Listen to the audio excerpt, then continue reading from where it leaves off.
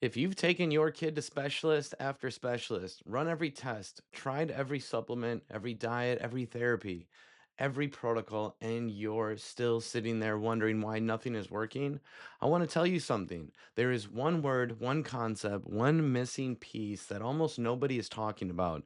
And once you understand it, everything starts to make sense. That word is subluxation. By the end of this video, you're going to know more about your child's nervous system than most pediatricians do. More importantly, you're going to know what to do about it.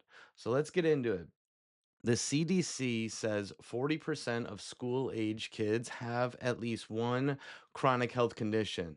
More research recently it puts out over half. And if you're watching this, you probably don't need a statistic to tell you that. You lived it. The three things parents hear most often from their pediatrician, they'll grow out of it. It might be genetic. Let's just wait and see. Kids don't grow out of these challenges. They grow into the next wave. Colic becomes ear infections. Ear infections become sensory struggles. Those sensory struggles become ADHD or anxiety or a diagnosis on the spectrum. Every time a new specialist, a new label, but nobody tells you the thing that actually matters most. It has been the same nervous system the entire time. Different label, same root. Most people, including a lot of chiropractors, define subluxation as a bone out of place. That explanation covers maybe 10% of the picture. Subluxation is a neurological issue. It has three layers and they stack on each other in sequence. Layer one is the misalignment. God designed our bodies to be symmetrical, eyes level, ears level, shoulders even, hips even, the spine in balance. When any part of that shifts, even in ways that are hard to see at first, that is the first layer of subluxation. Layer two, fixation and restricted motion. Where misalignment goes, restricted motion follows. Joints get locked down, they stop moving freely. You may have seen this as a baby who only turns to one side when nursing, a toddler with that one floppy leg, a teenager who cracks their neck on the same side every single time. That is not just a quirk, that is a sign. And layer three, neurological interference. This is where it stops being a physical issue and becomes a full nervous system problem. When joints lose motion, they lose something called proprioception. That is the brain's clearest, most constant source of calming input. When proprioception it drops, the brain fills that space with nociception instead. So proprioception, it tells the brain everything is organized, everything is safe. Nociception, on the other hand, it tells the brain threat, alert, something is wrong. Your child's nervous system can get locked into that threat signal around the clock. Not because anything is actually wrong in that moment, because the brain stopped receiving the signal that said it was okay. A brain stuck in threat mode, it cannot sleep well, it cannot digest well, it cannot focus, it cannot regulate, it cannot develop the way it was designed to. Your child was built to run at 5G, but subluxation it drops into dial-up speed. Everything downstream pays for it. And there's one region of the body where this matters more than anywhere else, and that's the upper neck and the brain stem. That area is air traffic control for the entire body. It coordinates breathing, heart rate, digestion, immune function, sensory processing and motor control all simultaneously all day long, and it houses the vagus nerve. If you've heard about the vagus nerve, here's the most direct way to understand it. It is the brake pedal of the nervous system. It is what pulls your child out of fight or flight and back into calm. When the upper neck is subluxated, that brake pedal gets cut off.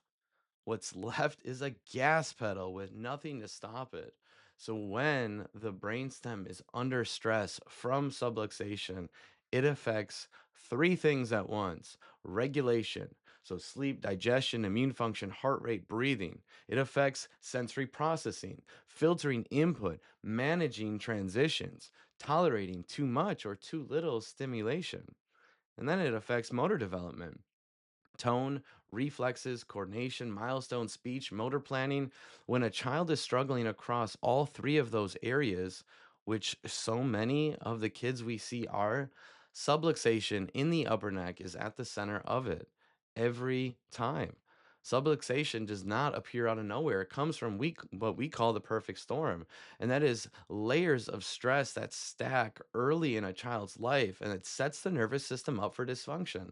Layer one is the prenatal stress.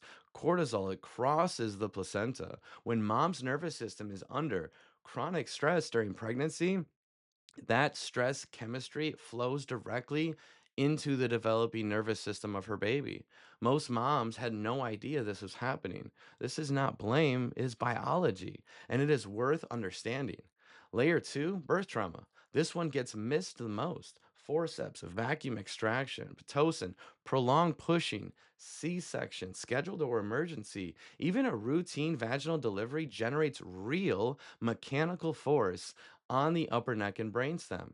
The head of the, and neck come out first. They take most of that physical stress or strain. Most families never hear that the birth process itself can be the starting point of upper cervical subluxation, that a baby can arrive already subluxated before they ever take a first breath. Layer three, the environmental toxic load. The world our kids is, it's the world in which they are developing in. It is genuinely different from what prior generations faced. The pesticides, heavy metals, ultra processed food, gut microbiomes destroyed by antibiotics, chronic immune activation that never fully resolves. Our DNA has not changed. The environment these kids are marinating in, it has.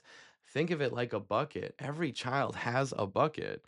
Physical stress, toxic stress, emotional stress, they all pour in. The bucket is only so big. Subluxation, it shrinks it. A smaller bucket, more pouring in faster. We have this faster overflow and more symptoms. Here is, what this actually looks like in real families. It's the baby who cannot settle, cannot latch, cannot sleep, cannot poop. That baby becomes a toddler with ear infections and screaming tantrums. And that toddler becomes the preschooler with sensory overload, sent home from class for behavior. Then the elementary schooler with the ADHD diagnosis, the anxiety, the teacher conferences about potential not being reached. Same nervous system growing into the next wave instead of out of it. A lot of these kids eventually hit what I call neurological exhaustion. They have been running in stress mode for so long that the body just runs out. You see it as shutdown, regression, loss of words, going quiet when they were loud. The body sprinted full throttle for years and eventually collapses. Your child is not broken. They are not defiant. They are not just wired differently. They are overwhelmed. Their body is running a sprint while you are asking them to sit still. That is a nervous system problem and it has a name. So, why has nobody told you about this before? Your pediatrician is not trained to examine the neurospinal system. Checkups cover height, weight, vision, and basic reflex tests. They may screen for scoliosis. The training simply does not go further than that, and that gap is real even if it is not intentional. Functional medicine practitioners are doing incredible work: gut health, microbiome, toxins, nutrition. But when the vagus nerve is offline, the nervous system is subluxated, everything they are trying to fix, it hits a ceiling.